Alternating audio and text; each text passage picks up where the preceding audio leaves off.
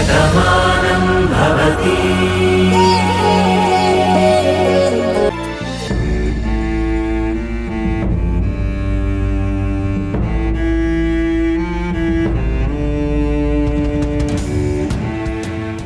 ఏమ్మా బాగున్నావా?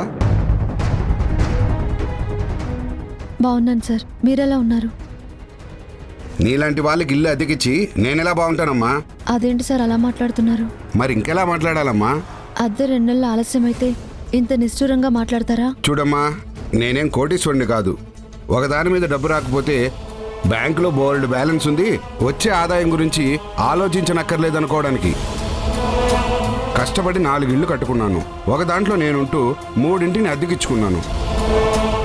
ఆ వచ్చే అద్దె మీద బతకాలని ఆశపడతాను. నెల తిరిగేసరికి మాకు ఖర్చులుంటాయి కదా. నిజమేనండి, కానీ నేను పని చేస్తున్న దగ్గర పని అయిపోయింది.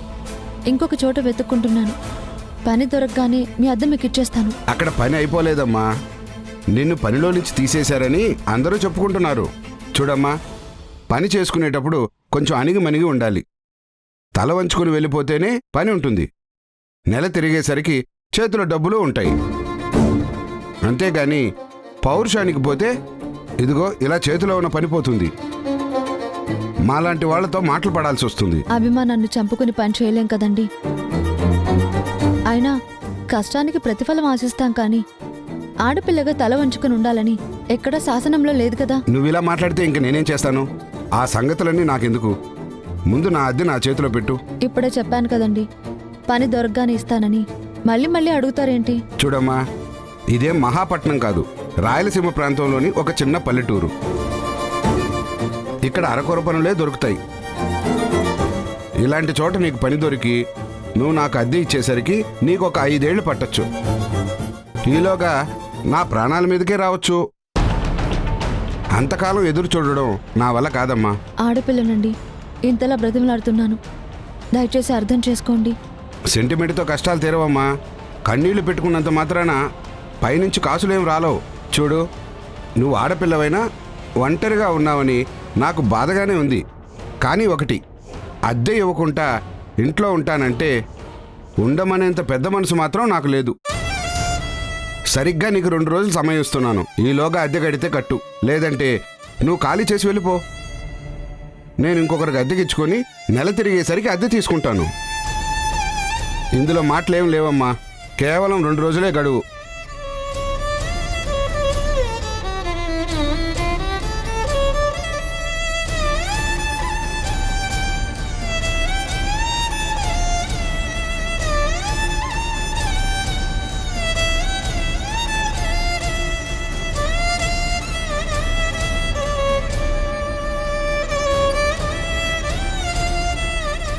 చూసావా మురారి, నీ నుంచి దూరం అయ్యేసరికి నీ రాధ పరిస్థితి ఎలా మారిపోయిందో.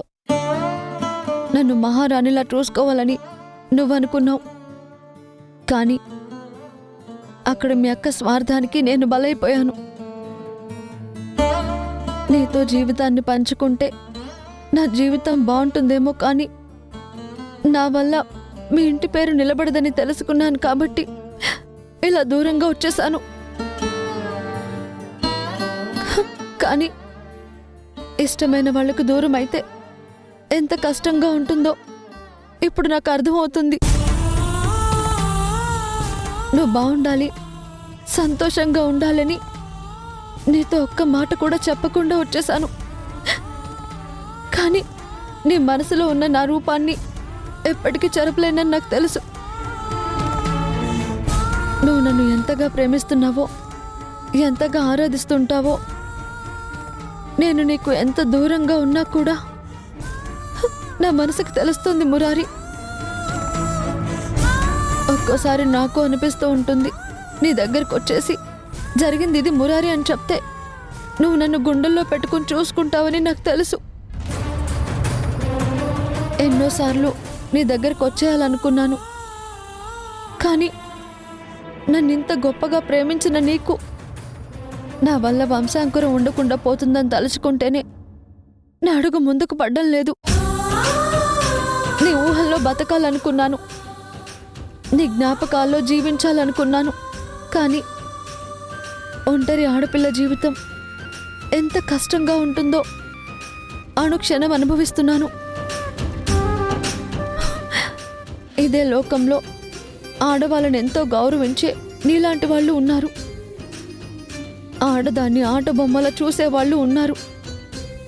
అలాంటి సమాజంలో బ్రతుకుతున్నాను. మురారి, నువ్వే నాకు ధైర్యాన్నివ్వు.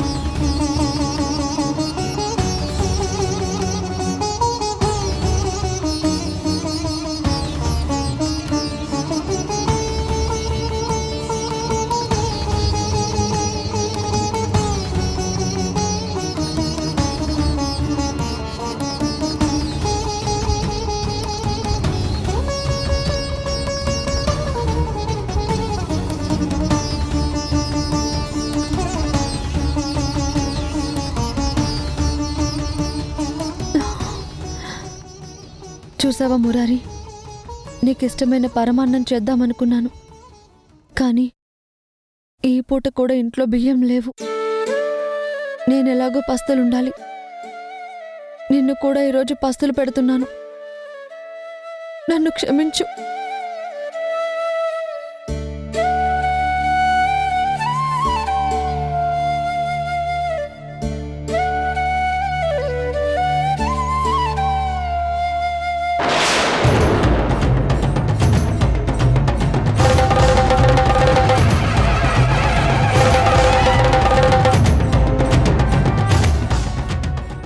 అసలు నీకు బుద్ధుందా?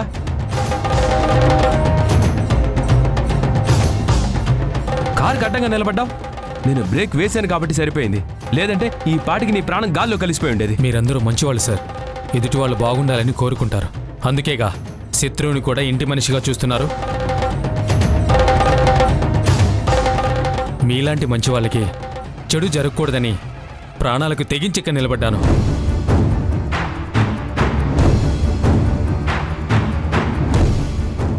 అసలు ఏంట్రా నీ ప్రాబ్లం?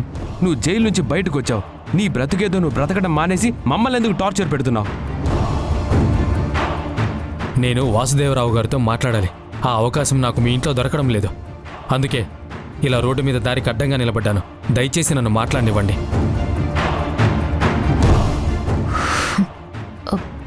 ఇప్పుడు ఏమీ నువ్వు మాట్లాడాల్సిన అవసరం లేదు.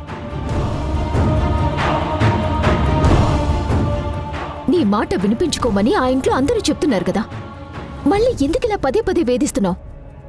నీ నిజ స్వరూపం బయట పెట్టడానికే ఇదంతా చేస్తున్నాను.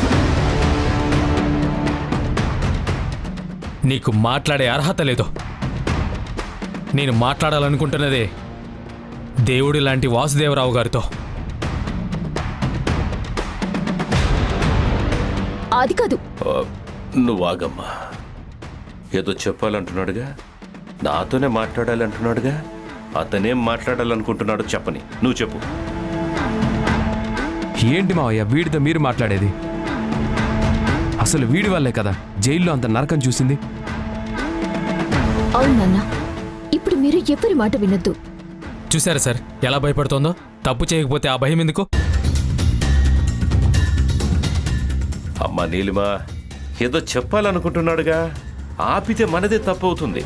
చెప్పని ఏం చెప్పాలనుకుంటున్నాడో నువ్వు చెప్పు.